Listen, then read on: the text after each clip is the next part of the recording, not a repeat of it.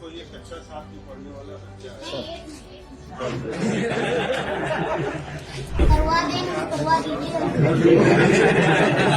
सभी अधिकारियों को शर्म आनी चाहिए। एक छोटा सा बच्चा समझ रहा है कि भ्रष्टाचार की जड़ें कितनी गहरी है, मेरा देश कहां जा रहा है। सच पूछिए तो 10 साल के लिए देश को सेना के हवाले कर देना चाहिए, तभी सुधार होगा। भ्रष्ट अधिकारियों की सबसे बड़ी समस्या तो यह थी कि इस बच्चे ने कमीशन की बात खोल दी। डीएम साहब की तो हवाइयां उड़ गई। फिर क्या था, सारे भ्रष्ट अधिकारी अपनी भड़ास जांच पर निकाल दी, जो कि दिख रही है।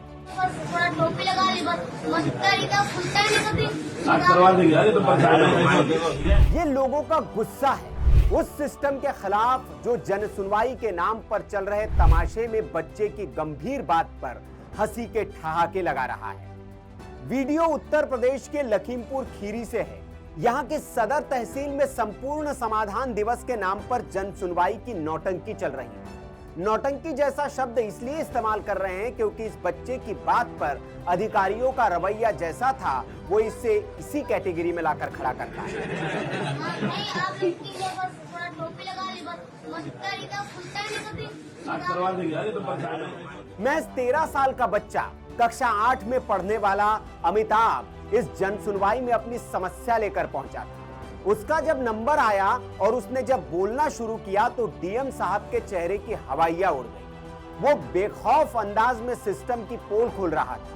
वर्दी में खड़े पुलिस वाले को उन्हीं के सामने बेनकाब कर रहा था और वहां बैठे सारे अधिकारी पगले झांक रहे हैं। नहीं अकेले आया है। और आप लोगों को क्या आप लोगों को क्या कमीशन थोड़ी दे दो बस।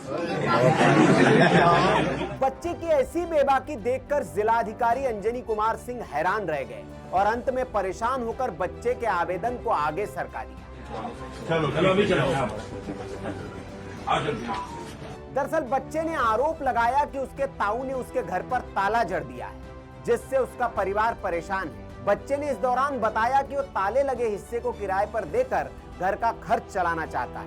मामले की शिकायत कई बार पुलिस चौकी पर की गई, लेकिन पुलिस कोई कार्रवाई नहीं कर रही थी। जिलाधिकारी ने जब पुलिस को तलब किया तो बच्चे ने वहीं पर पुलिस की बोलती बंद कर दी।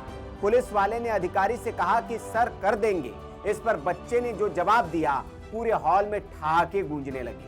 उनकी ताई करवा दीजिए। नहीं आप लोग थोड़ा टोपी लगा ली बस तरीका खुलता ही नहीं कभी।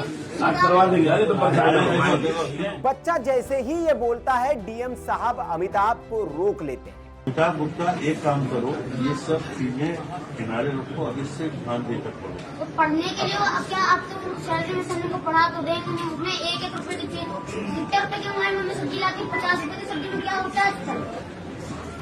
सब्जी ले आती है या बेचती है? लाती हैं। अब 50 रुपए आजकल क्या होता है? क्यों ले आती हैं? बनाने के लिए। जी सर, खाने की तो तंगाई पड़ी है हमारे। इसके बाद छोटे बच्चे ने जो कहा वो पुलिसिया सिस्टम के मुंह पर करारा तमाचा था।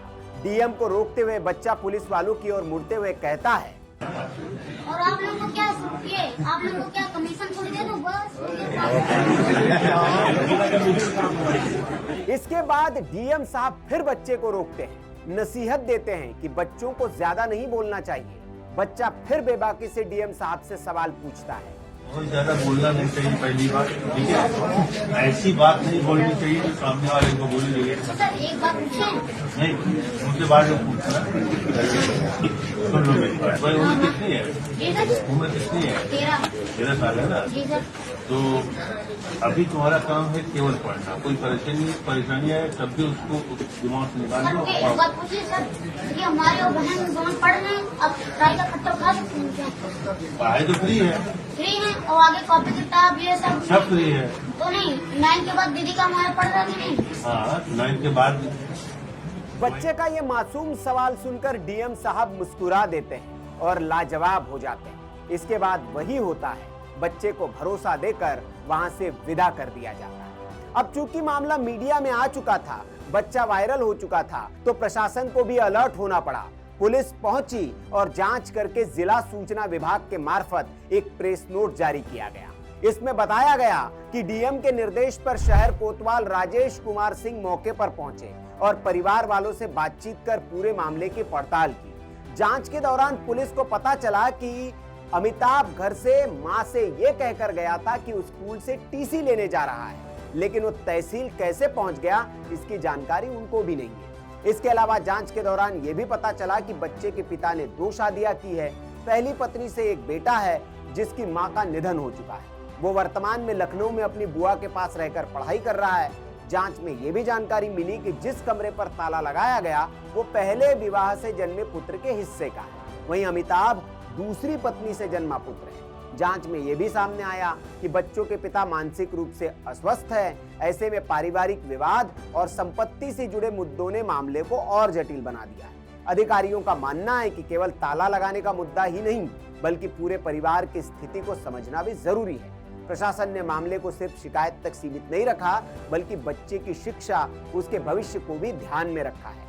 जिला अधिकारी ने संबंधित अधिकारियों को निर्देश दिया कि बच्चे की पढ़ाई प्रभावित न हो और परिवार की परिस्थितियों को देखते हुए आवश्यक सहायता उपलब्ध कराई जाए। ये तो विभाग की ओर से जारी जवाब है। नतीजा क्या आता है इसका इंतजार कीजिए, क्योंकि ये सब कुछ उसी सिस्टम को करना है जिस सिस्टम पर यह बच्चा सवाल उठा रहा है।